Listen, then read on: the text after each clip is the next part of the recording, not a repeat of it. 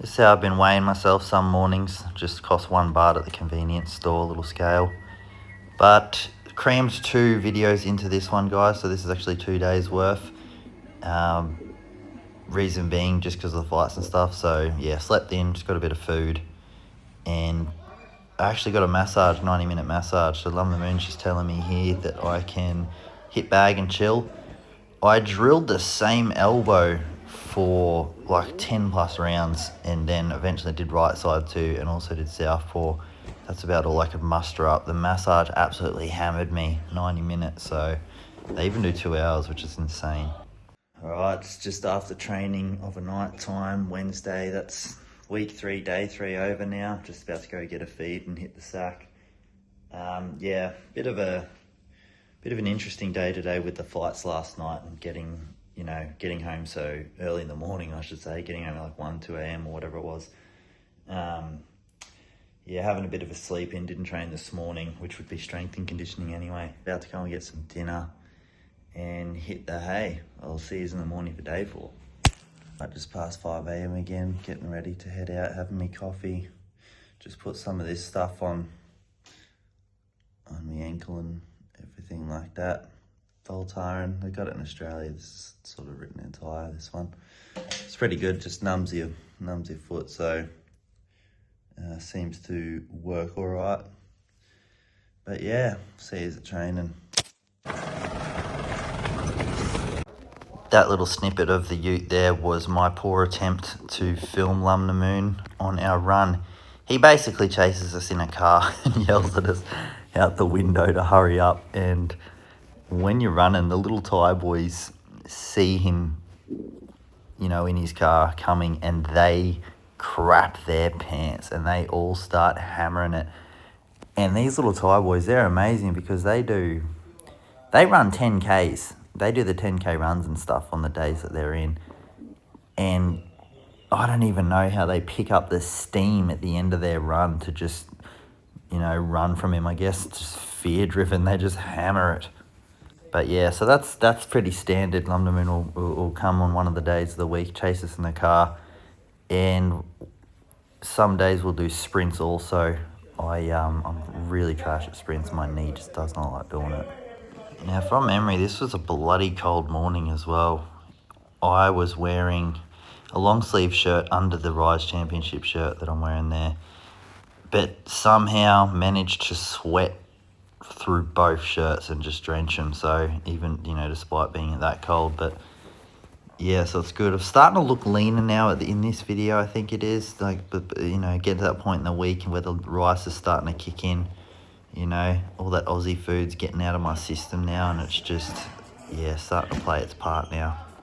There's something interesting about being in Thailand. I feel like water seems to stick to you better. You don't have to drink as much of it. And yeah, I think it's basically just because of the food. When you go, living in Australia, I find, you might get KFC or something. Like, all the foods are just so packed with sodium. I believe that's the reason that you're just constantly thirsty. So whereas here, Japan was the same when I went there. It's you sort of just, you can eat a little bit of food and you're just not hungry at all. Like, I'll eat after training, and then that and rice meal and eggs or whatever and chicken will just last me all day. And yeah, I'll just drink an appropriate amount of water. I don't have to feel like I'm forcing it down like I do in Australia.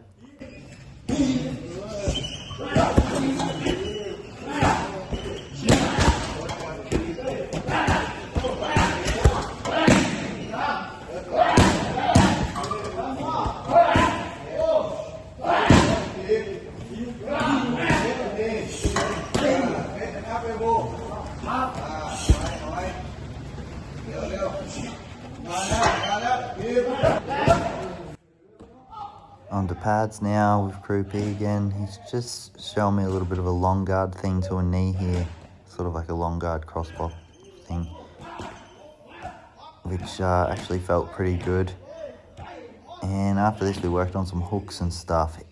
He's been showing me this little hook that's got no load up. I think I've mentioned it already. And yeah, I've really been enjoying throwing it.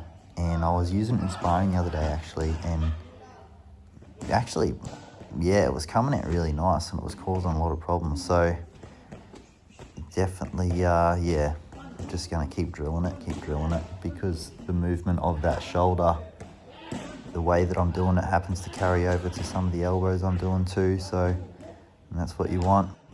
If you've been coached by me, you would know that I like to create that sense of omnipresence with all my moves. I believe that the first 20 or 30% of every single movement that you do should look identical to one another, because this is just how you get hidden attacks, basically. It's a way to get speed, or not even speed, it's just giving your opponent less time to react. So if I was to throw my hips in a certain way and throw a cross or a kick or a knee, you know, it could be any of them. So all of my movements flow into each other, and if you know, you know, but that's also the way I coach. I kind of have a bit of a format with the feet and the hips that, you know, one thing ends up being like another one. So this, in my opinion, progresses your learning tenfold. It's like a XP multiplier, because you can be learning a jab or a cross or whatever it is, and simultaneously, without realizing it, be learning an elbow as well, because all the fundamentals are the same.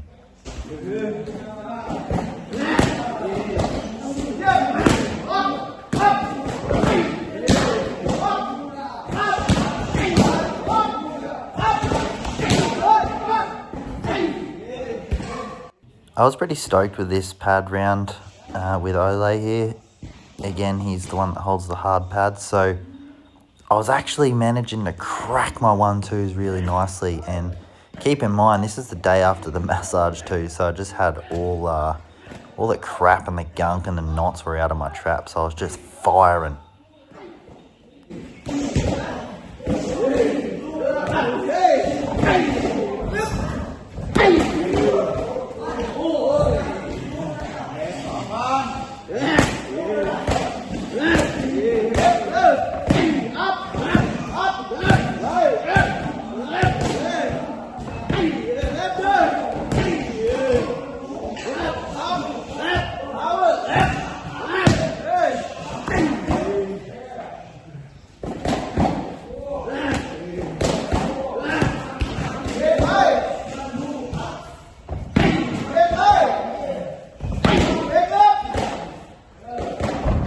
Bit of a recurring flaw with these knees. I'm not raising up onto the toes of my supporting leg to get the power. And every time I watch a video and I see myself not doing it, it just pisses me off that even more. I do it on the bag now, but I don't do it on pads, especially Ole's ones, because they are like a rushed kind of style of pad holding. So it's like, it's not allowing me to think. So, you know, I need to, I've got to come into the rounds conscious about it and just think about that knee next time.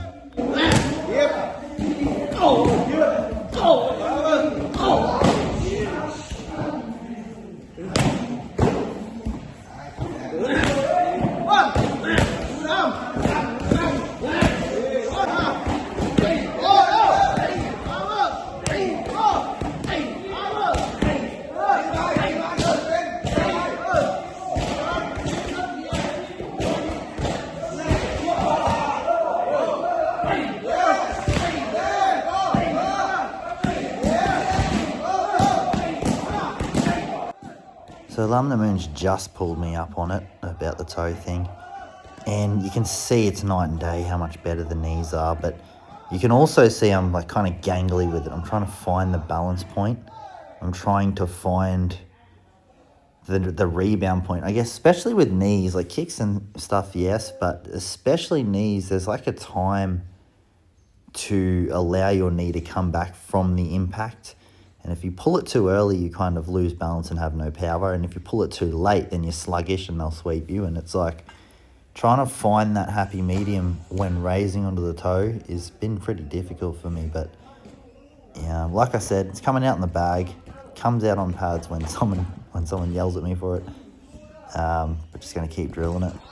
Here we are, just moving over to our bag work about the condition. I'm not sure why I put the camera in that silly angle before, but Yeah, so I'm just doing teeps. The knees and kicks are still out of action, so I did about 300 of these. Now this was a bit of a stitch up. I was doing the weighted punches here, and I did it for about 8 minutes, plus jabs and crosses. Then Cruyo calls out that we are doing push-ups, and I was like, far out. My shoulders are soup already, but anyway, so did those.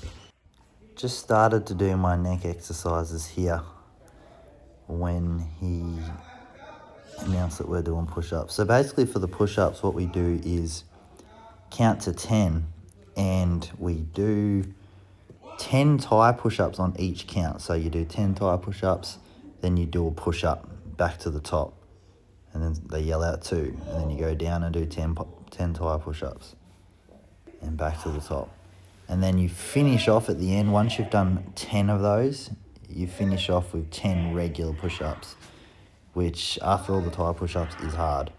And after 8 minutes of them friggin' weights, even harder.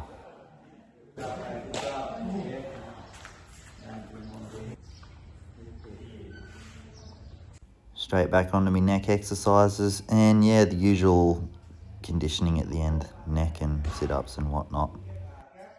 Don't forget to like and subscribe.